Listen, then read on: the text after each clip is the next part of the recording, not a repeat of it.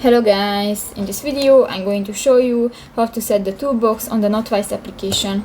But first of all, I just want to mention, please don't forget to subscribe to our channel, because at 100,000 subscribers we are going to show you all YouTube revenue statistics and growth strategy, how to make money online. So let's jump into it.